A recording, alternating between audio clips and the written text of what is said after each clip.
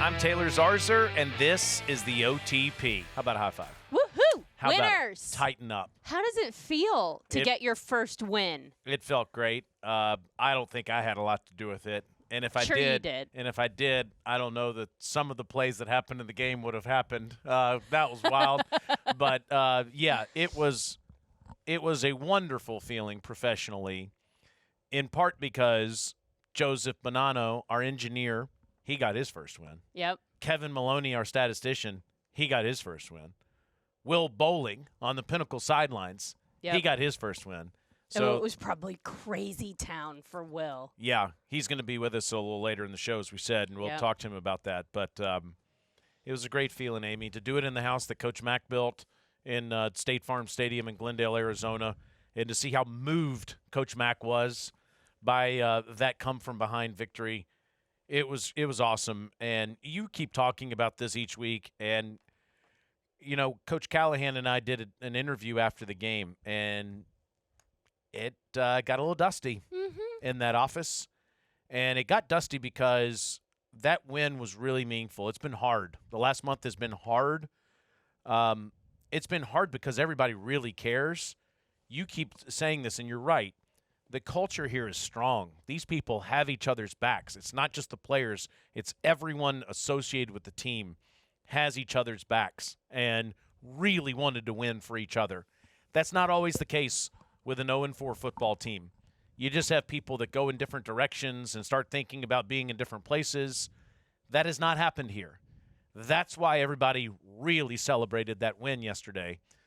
Is because of how much everybody cares about each other. You forget that these are real people who care about something a tremendous amount and are working so hard to get it right. And when it falls short of what the expectation is, it's really frustrating. If you've ever lived with toddlers, like I am currently, and they keep trying to do the same thing over and over and over and just can't get it, and as an adult, you can't tell them how to do anything differently, they just have to get through that to do it. It's so frustrating. And that's a lot of what this team is going through is you've just got to get there. You've got to work through the kinks and the hiccups. You've got to learn how to do it. And that's what this team is doing. So to see the dam finally break and to see the ball bounce in the Titans direction for a change, when sometimes that is all it takes. Exactly. Is a little bit of luck and a little bit of the right calls and meeting the moment with some big plays when it matters. And that's exactly what the Titans were able to do. And they did not stop. Because look, in this game, with the way it was going for a period of time, it would have been very easy to be like, it happened again. But you've just got to keep going. And when you stay with it and when they keep going, just like Brian Callahan has been saying, this is what you get. You find those moments, and when you can show up and meet those moments, you get positive results. Yeah, I was really happy for him. I was really happy for all the people that work so hard for this organization, and I was especially happy for the players. On Monday, I had a chance to eat lunch in our facility with a bunch of people that are in the ticket sales department, that work in technology, that work in the marketing side. We have so many different people that touch the Titans, that work for the Tennessee Titans, and it was really fun to have people come up to me at lunch and say, I was driving in my car, and I'm like, I don't think Taylor knows what he's talking about. It's a batted ball, interception, fumble, and then a touchdown. It can't Doesn't make any sense. It can't be. But everybody telling me their own story of how they consumed the game was really fun for me to hear. So now I need to hear yours. Taylor, can I tell you my story? So I have to describe my home to you because that's where I watched the game on Sunday. And my living room and kitchen are kind of one big room. Okay. I believe they call it an open concept. Ooh, I love that. Yeah, it's quite nice. But so I was in the kitchen, and things start to kind of go in the Titans' direction. And you have this, like, tipped ball, interception, turn the other way, and then they're in the end zone. So I'm screaming from my kitchen at the TV. And then, you know, the game keeps going, and I'm watching from the kitchen. And then the Titans are going to win this game. They're lining up for this Joey Sly field goal, and all I could do was sit on the floor. And so I just dropped down in the middle of my kitchen, Indian style, watching the game. My husband turns around, looks at me, and goes, "What are you doing?" And I was like, this felt like the lucky spot. I don't know. This is where I had to watch this game. So in big moments, I am either sitting or standing on top of furniture. My body says the higher you get, the better the outcome is going to be. I don't know. I've been this way my whole life. So like on top of a counter, great choice. On the back of the couch, phenomenal. Standing on the couch, even better. Higher win percentage. In this case, I had to get as low as I possibly could. And that was my kitchen floor. And I watched the ball go through the uprights. And I just sat there. It was incredible. I was so excited for this team. I was so happy for everyone involved. And so just like gobsmacked by what I had just seen. Yes. I mean, that was... Great word for it. It was just wild. And Coach Mack called me after the game. And he didn't even say hello. I pick up the phone and I was like, "Hey, Coach Mack." And he goes, "I've worked 600 NFL games and I've never seen anything like that." He said the same thing on the air. Man. I mean, and that's pretty powerful, isn't it? Yeah, it is. I mean, a guy that has that experience, and that's what everybody's reaction was. I have never seen anything like that. We have seen someone drop a football before they get into the end zone, although I absolutely think L'Jarius Sneed impacted DeMarcado dropping the football before he got in the end zone because of Sneed's hustle there. Mm-hmm. But we've seen that play before. But we haven't seen that play combined with the play you just described, where a deflected ball gets intercepted, then is fumbled in the end zone, and the team that threw the interception scores a touchdown. Titans fans will remember when Marcus Mariota threw the pass to himself and then ran it in for a touchdown. I knew you were going to mention that play. And that was exactly where my brain went. Same level of confusion. Yeah. Like, who even has the football right now? Just how they drew happened? it up. Yeah. As Coach Mack said, just how we've been practicing that. Yeah, that exact moment. Yeah. My wife was pretty fired up. She went for a walk. She couldn't handle anymore, so she was just listening and went for a walk. Did it turn into like a dead sprint? She was pretty she was moving pretty quickly, but she was pretty fired up and got a little emotional, and someone stopped and asked her if she was okay. That's and she's fantastic. Like, "Yes, I'm great." We all wanted that one. Yeah. And it was a great feeling, and I think we should keep doing it, by the way. I think so too. And maybe with a little less like flair, a little less pizzazz, maybe just like a straight out win this time. But whatever it takes, a W's a W, and this team is deserving of it. They put in the work, they put in the effort, and all of the things that you need to do to get ready for a game on Sunday. The preparation is there. Yes. The execution is now what is to come, and you're hoping that a win like this gets this team the traction they need, where they don't feel like they're spinning in the mud. They're finally gripping onto something, and they can go forward. And that's what Coach Callahan, to your point, has been talking about. Need a good break to give the team some momentum, give them some confidence, play off your front foot, as they say, instead off of your back foot, and move forward. Now, Amie, I'm going to talk to Coach Callahan here in a few minutes, and I'm going to talk to him not only about good breaks, but I'm going to talk to him about the defense and how after the beginning of the game giving up 3 touchdowns, they give up no points the rest of the game in the last basically 3 quarters of football, and how hard Denard Wilson's unit played. The extraordinary level that Jeff Simmons is playing at right now. It keeps getting better. It's bananas. So we're going to talk about that. Love it. We're also going to talk about how Cam Ward really struggled in the first 3 quarters, like more than at any point during the season. And then he had the best quarter he's ever had in that final quarter. And how he was able to overcome those struggles to play his best football exactly when the Titans needed it. So we're going to get to that. We're also going to talk about how Calvin Ridley was banged up, and we wondered if we would see Calvin Ridley in the game on Sunday. We did. He was there. We saw Calvin Ridley over 100 yards receiving in the game and 2 massive catches to put the Titans in position to win the football game. What else do you want to talk about? I think that's a great start. I think you should also talk about, you've got to ask him about how he gets this team prepared. I mean, Coach Callahan is known for some pretty incredible, like, pregame speeches and night before the game speeches and ways that he gets people pumped up. I'd be interested to hear how he got this team ready for this game. Yeah, we will. We'll do that. Tony Pollard and Tajay Spears in the backfield. Oh, that's a good one. Wonderful to see those guys. Julius Chestnut also a first down run in the game, so now a three-headed monster back there. So we'll get into that as well. That'll be fun. Chimdike continues to shine in special teams. Another big kick return this past week. Amazing. Yeah. The guy runs like a gazelle. He doesn't even look like he's trying that hard. Yeah. It's amazing to watch him play. A beautiful thing. So we're going to get into all of that coming up here with Titans head coach Brian Callahan when he joins us. But first, the pinnacle moment of the game. Man, that felt good. Pinnacle Bank, the official bank of your Tennessee Titans. Sign up for Titans banking exclusively at Pinnacle.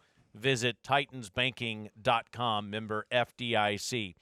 Amie, before we let you run, this is a great feeling to share a win with all of your teammates. And you know that feeling. You've been sharing those feelings for over a decade, but this one really felt special, just given what the franchise has gone through. This one's a little bit sweeter. It feels like the reward for the first kind of quarter of this season because, man, it was challenging. It was tough. And to get to a point now where you feel like, okay, this can work. Okay, you can take a breath. You know, it felt like everybody has just been holding their breath, waiting for it to happen. And now it's here. Right. So the hope and the expectation for this team is that this is the momentum to keep going forward and keep doing it again. Let's stack some wins. Let's get another one this coming week. Hey, getting a win right in the middle of 3 back-to-back road games is also really helpful. I mean, how refreshing is that to be on a long flight home that's actually exciting and guys are celebrating as opposed to just going right back to work? You know, that had to have felt good. It did feel great. And the last thing I wanted to share with you, I did share this with you off air, but I want to share it with all of our listeners now, is that plane flight was awesome. It was rather spirited and festive and celebratory, which was deserved. My favorite part about it was Jihad Ward, one of our great pass rushers. They had a good game yesterday. He went to the front of the plane right after takeoff, and he slid. He used the safety demonstration card. Oh, sure, yeah. As a sled. Oh, what it's intended for, yes. Okay. Right, Yep, yes. sure. And I'm sitting in almost the very back of the plane. He's sitting in almost the very front. And you know this is a big plane we're on. Yeah. Yep, thanks to our friends at United, by the way. But anyway, he slides down the aisle from the front of the plane all the way to the back and is high-fiving people. Victory slide, tighten up. Victory slide as he's going by high-fiving everyone. As he got to me, his sled had broken in half. Well, yeah. And he had to stop and ask me for a new sled. For a new sled. So I had to hand it to him, yes. And then he continued on with the rest of his victory slide. But that was rather creative, and everyone really appreciated it. I appreciate a victory slide. I think that's very funny. I also think that he was not wearing his seatbelt. Yeah. But that might be the mom in me. Yeah. But, yes. Yeah. You don't have your seatbelt on, friend. No, you don't. No, but I'm so glad. I'm glad that you got to experience that moment. I'm glad that this team got to experience that moment together. And I just need more victory slides in my future. Let's go. That's what I need. Let's get another one against the Las Vegas Raiders. When you bring Hellman's Creamy Buffalo Chicken Dip to the watch party, you can cheer too loud, or block the TV, or be a couch coach, and no one will eject you from the game. That's a Hail Mayo. Hellman's, the official mayo of the Tennessee Titans. This summer, SeatGeek has your ticket to the best live concerts in Nashville at Nissan Stadium. SeatGeek makes it easy to catch world-conquering tours and high-wattage performances from your favorite artists all summer long. SeatGeek has the best seat, your seat, for an unforgettable summer. From rock royalty to rap superstars, R&B to country, find it all on SeatGeek, the official ticketing partner of Nissan Stadium. It's your summer. Make it count. SeatGeek. Hey Titans fans, with a Kroger Boost membership, you'll score big with double fuel points, free delivery, and lots more. Go to Kroger.com/boost for details. Kroger, the official grocer of the Tennessee Titans. Tighten up. He's the head coach of the Titans, Brian Callahan. I'm Taylor Zarzour. That was fun. Yes, it was. Tighten up. It was fun to get a win. I think we obviously needed one, and it goes a long way to hopefully building some momentum and some confidence moving forward. You've been saying on this show, you've been saying to me in passing and practice and meetings, we just need a break. We need a big break. We need something to go our way. It certainly happened on Sunday. It did. And those are the breaks in the NFL. Sometimes things don't go your way, or the ball bounces not in your favor, and for the first time, what feels like a while, the other team made the mistakes to lose the game, and we capitalized. And I think that's the important part is we found a way to take advantage of somebody else's problems and mistakes, and that hadn't been the case so far this year. We've been the one that's made the mistake in the key moment that the other team capitalized on. So to have that flip for us was really important. But make no mistake, the Tennessee Titans earned this victory, and we could give countless examples, and we'll go through a lot of it. But even on those two plays that did go the Titans' way, that didn't go the Cardinals' way, L'Jarius Sneed runs down DeMarcado at the goal line, which I certainly believe impacted DeMarcado dropping the football before he got in the end zone. And then on the deflected interception that's fumbled, Tyler Lockett doesn't quit on the play, continues to play as the ball is fumbled, and dives on the ball in the end zone. That, to me, talks about the culture that you've created with this team. Yeah, one of the things that's non-negotiable for us is effort, and playing at a really high effort level all the time, regardless of circumstance. And to have Sneed in what was a pretty dire spot chase the ball carrier down to the point where I believe it did affect his carriage of the football, and it was a game-changing play. Same thing with the interception for the touchdown. No, we didn't force the fumble, but we still, if they recover that, it's still their ball. Right. And we have a thing where we talk about population of the football. It's offense and defense, especially on turnovers. And when you freeze the frame, there's 10 Titans around the football and like 4 or 5 Cardinals. And I think that's the difference is the effort to the football to populate the area and get on the ball they were huge. They were 2 huge plays. Home is at the forefront of all we do. It's why we're so committed to caring for the places and spaces in which we work and live. Ashley, the official furniture provider of the Tennessee Titans. Genesis is the first and only official jeweler of the Titans, having earned that title since 2006. Titans players, coaches, and fans trust Genesis for the absolute best in selection, quality, customer service, and of course, value. For diamonds, engagement rings, designer fashion jewelry, and the largest selection of luxury pre-owned Rolexes in Tennessee, Genesis is the hands-down winner. Genesis Diamonds in Green Hills and Cool Springs, the official jeweler of the Tennessee Titans. Little Caesars is the official pizza partner of your Tennessee Titans. Download the Little Caesars app and get your favorites delivered today. Delivery fees apply. Now back to the OTP. They certainly were. Now, Coach, what adjustments did Denard Wilson and the defense make after giving up those 3 early touchdowns to eliminate the Cardinals from getting into the end zone again? Yeah, really what happened early in the first quarter certainly was, a big jump ball down the sideline. Marvin Harrison made an incredible play. We had 2 guys in position, and that was just a great player making a great play. We got to find a way to get the ball on the ground and out of his hands in that spot when we got 2 guys draped on him. And then the touchdown scramble, it's the 3rd down, and we fall out of our rush lane discipline in that particular moment and give Kyler a free run to the end zone. And then we had one misfit run later, but that was after the turnover. We hand the ball back to him in minus territory. Short field, yeah. On a short field. And so all of a sudden it's 21-0, but really it wasn't anything egregiously defensively. There was kind of 2 plays on the perimeter and one missed rush. That opened it up for us when we should have forced them to kick a field goal in that spot. And then, I think the details were executed at a higher level, I think. And really from the second quarter on, they didn't score again. And that was really a great effort on their part. And we played physical. We won the line of scrimmage. we were tight in coverage. There wasn't a lot of room for the Kyler to run. Our rush lanes were disciplined. We put a lot of pressure on him too. I thought Jeffrey obviously played fantastic, but really Draymond and Arden and Sebastian and Lynch and those guys, they helped cage the quarterback, and that's what you have to do to him.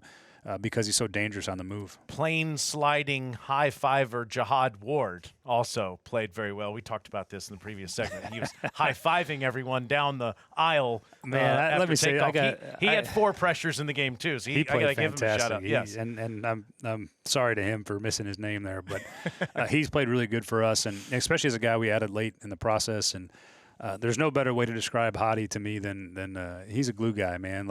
Yeah. He's got a great way about him. He loves football. He's always smiling on the field. He's always walking around the building with a good energy, and I love that about him, and I'm really happy we have him. And Jeffrey Simmons can't be blocked right now. I mean, at least through the first 5 games of the season. He's playing as good as any defensive player in football, in my opinion, and he sets the tone for our team, both in a effort and energy standpoint, from a leadership standpoint. I mean, Jeffrey Simmons is what you want your football team to look and play like, and he sets the standard and lives up to it every day. You've talked about his maturity level. He's a captain of your team. Certainly the guys care. His leadership is high.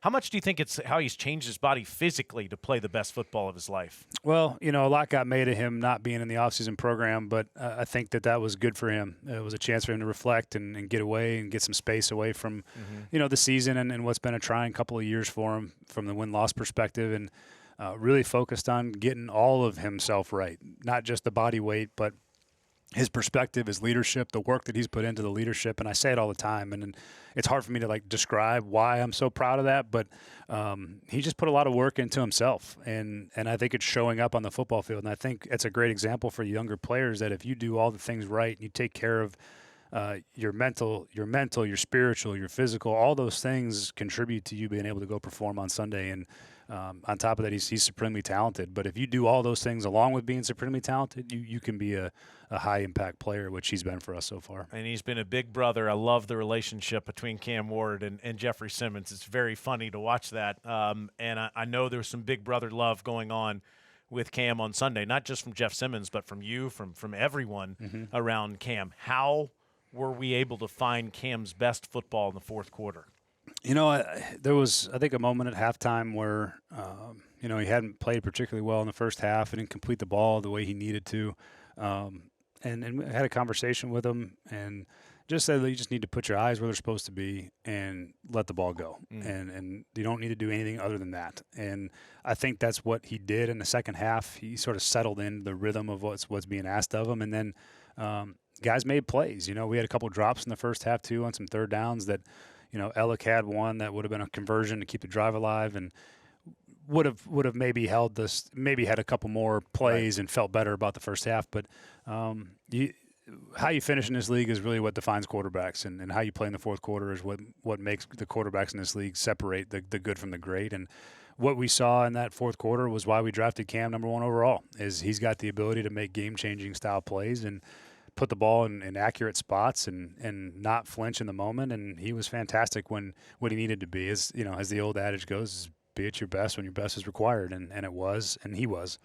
Cam to Calvin is one of my favorite things to say on the radio, and Calvin Ridley had the best game of his season so far. And that says a lot, because I know you were wondering at times last week, what, if anything, could you get out of Calvin after he had a hard fall against the Houston Texans, and you got his best. Yeah, he fought through some real stuff there over the course of the week. Didn't practice a lot. Wasn't sure where he'd be on game day, but his mindset on game day was fantastic. We found some spots for him to do what he does best, which is run away from people. And Cam put some accurate balls out there. We protected well enough to allow us to get the ball down the field, which is something that's been a little bit of a struggle through the first couple of weeks. But Rid was everything that we need him to be. And if we want to win football games, that's what we need from him. Our best players played well in this game, and that's how you win in this league. Your best players have to play well. The Jeffrey Simmons and the Tony Pollards and Cam and Calvin and L'Jarius, those have to be the guys we're talking about every Monday to win games, and they all showed up for us in a big way. How much time do you spend on a win? Not much. I generally like wins on the road are fun because you get to enjoy the flight home, and You come into the office and you point out the good things, but I think the point for us today is just you got to be equally as critical in a win as you are in a loss, and you can't pretend like there's not things that have to get fixed and we have to play better. And you have to take that consistent mindset that really wins and losses shouldn't feel any different when it comes to reviewing the film and trying to coach it and get better. And so by the time I probably finish with you here, I'll be moved on to the Raiders. And let's do it now. Yeah, let's do that right now. Good transition. Another trip out west. This time to play the Las Vegas Raiders are coming off a big loss to Indianapolis, 40-6, the final there. First-year head coach Pete Carroll, one of the greatest, really, at the collegiate and professional level. New quarterback, new running back, a lot of new going on in Vegas right now. Yeah, I think they've put together some good football stretches, and they've had some moments that have been challenging for them. They got some really good young players. They got Max Crosby, who's one of the game-changing style players on defense. Geno Smith's been a good player in this league. He can get hot, and when he's hot, watch out. We've all seen that. And then they've got a good football team that's been competitive in most of the games they've played, and it's a good matchup for us. It's a team that I think is probably in a similar boat to us. They're trying to fight their way out of a hole that they put themselves in, and we got to have the same tenacity we had in that fourth quarter from the start of the game and try to go get ourselves a win and try to get 2 in a row for the first time in what feels like maybe forever. Certainly not been able to get 2 in a row under my time here, and I know it's been a while since we've stacked 2 wins in a row, and I think that's an important step for us is to be able to try and go get 2 wins in a row. That's what you said to your team in the locker room. Let's stack them, and I know that is critical to the growth of the team. All right, 2 more things I needed to talk to you about before we let you go. One is everybody is asking me, what are some things that you didn't expect, Taylor, about doing this job? So I'm going to go in reverse order. Number 3, just how much health matters to every football team. And, I mean, the whole league is dealing with this right now, and just how being available it is such a massive impact on winning and losing. That's number 3. Number 2, the eating. Like, I'm not playing in the game. I don't need 5,000 calories. Yeah. But flying out on the plane and flying back, I mean, you have like 4 meals each way. There's some discipline involved for those of us that don't burn calories the way elite athletes do, and I got to work real hard at that. There's a lot of food to be had if you want it, and sometimes you just got to say no thanks. I had to tell our wonderful flight attendants, do not come by here again. Yeah. I mean, yeah. And number 1, this is the thing that I've learned the most. This is personal to all of us. I knew it would be personal to you and to the players, but it's personal to everyone that works for the Tennessee Titans. I mean, you really feel this as the entirety of a team. Yeah, that's what makes the sport so great. That's what makes working in the NFL what it is, because there's so many people that are tied to your success and to your failure, and everyone's trying to do their best to help you win. And that's from John, the janitor downstairs, to you, to Burke, to anybody who's involved in the organization has a connection to it, and that's what makes it so fun. That's what's enjoyable about sports and professional sports in particular, is that there's so many people invested in the process, and everyone has really important roles in it, and they all want to feel and see success. Yes, they do. Okay, last thing we're going to do is we're going to break some news here on the Brian Callahan Show. Breaking news. Yes. You have a guy that's gotten close to the team that you've brought into the team named Primo that I want to talk about. He is a major for the Air Force's elite known as the Thunderbirds, and he flies one of 6 F-16 aircraft in tight formation, by the way. He was the number 3, the right wing in that formation, which is like the coveted thing. And then, ironically, he was the slot last year, the number 4 in that formation. Again, his nickname, his call sign is Primo. His real name is Jake Impalazzeri. It's a lot more fun to just say Primo. It's a great call sign. Can you tell us how Primo has connected the team and how you surprised them with Primo this weekend? I can, and bear with me. I'll try to be brief, but I watched a documentary on Netflix about the Thunderbirds, and it's phenomenal. I got like a little bit of a weird obsession and fascination with fighter pilots. Maybe it's because like I always kind of wanted to be one, but I didn't go that route. I almost went to the Air Force Academy, but I chose to go play football at UCLA instead. And great choice, but there's just something about me. It's still in the back of my mind. It's like, man, those guys are sweet. Like that's what a cool job that is to go fly planes. And so I watched this documentary, and more just because I liked the pilots and the flying and all that stuff. And then as I'm watching it, I'm like, this is unbelievable. parallels to team building in football. Unbelievable. Like the training season, the certification, the precision, the trust, all the things that you preach to build a team. It was just really cool to see a whole nother world do a lot of the same types of things that we do. So it just offered a different medium to sort of reinforce some messaging. And so I started showing clips from this documentary kind of interspersed throughout training camp, and probably 5 or 6 different times, used different pieces. And what happened is the Primo becomes sort of the focal point, and one of their maneuvers he's trying to get down. He's really having a hard time getting it down. And I think during training camp, the guys really it connected with them about they saw something of themselves in him. Yeah. And look, these guys are elite. I mean, they're the elite fighter pilots in the Air Force, and they're the best of the best of their jobs. And there's something that those guys connected with, and there's a respect there that they saw. But they also saw him struggling, and so it became like a little bit of a running gig about talking about Primo getting cut. And so because in training camp you're not performing, you get cut. And they started to really enjoy it, and they sort of like found this like weird connection to Primo.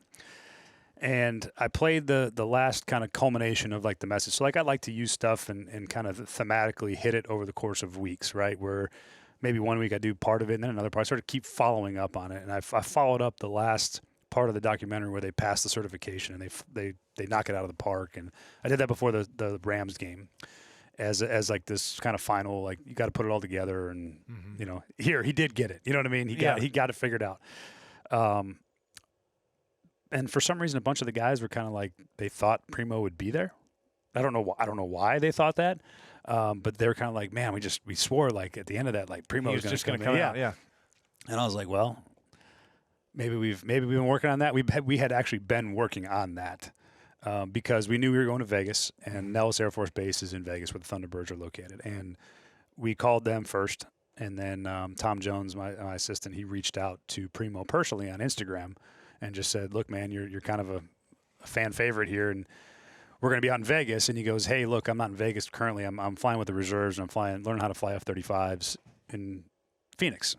And so we're like, well, great. We're coming there. We're coming there a week before. So how would you like to come by and maybe just say some words to the team? And him and Thunder, one of the other guys who's also the instructor at the F-35s out there in Phoenix, they both came by. So I had them come Saturday night. Primo addressed the team, and they were super shocked. I played a little bit of video, and then I said, look, I'm probably not the one to continue to talk about this. I'd like to have some guys that have actually lived it. And I brought them both up, and the guys were like standing ovation. I mean, it was wild. And he gave a great talk about his experience with the Thunderbirds and what blind trust means and what precision means and all these things that we've been preaching and talking about. And they were like in like full rapture. Like he had their full attention for the entire time. And then after the game, we're walking up the field. I told Benny, our director of security, I was like, go find those guys now. And they happened to be like right there. And he grabbed and brought them in the locker room. And it was unlike anything I've probably ever seen in my career. Their celebration and their excitement to have Primo in the locker room. I can't wait. Picked him up on these I can't wait till you guys see this footage, man. It's absolutely unbelievable. And you know what? He's a phenomenal guy. He's got great perspective. He's an elite fighter pilot. Our guys just, I don't know how to explain it, but they love him. And it was unbelievable. It's great. It's great footage, and it was a really cool moment for us. I think I can try. They love you. Yeah. They love you, and that's why they love him. And anyone that works here loves you. Thanks. You've made a connection with everyone you work with, and people play hard for you. They play hard for each other, but they play hard for you. And I think that's why they were so excited, is because you put this into their lives, and it was a moment to celebrate with each other. So congratulations to you. Thank you. Well done with Primo. Yeah. I can't wait for everybody to see that. Yeah, you guys are gonna love that. And let's keep celebrating in locker rooms. Yeah, it's as Nuke LaLoosh says in Bull Durham. There we go. I like winning. It's a whole lot better than losing. So yes, it is. I love that you just gave Nuke a shout out. Yeah, well man. done. Yeah. Thank you, Callie. Appreciate you, man. For Brian Callahan, I'm Taylor Zarzour. This has been the OTP.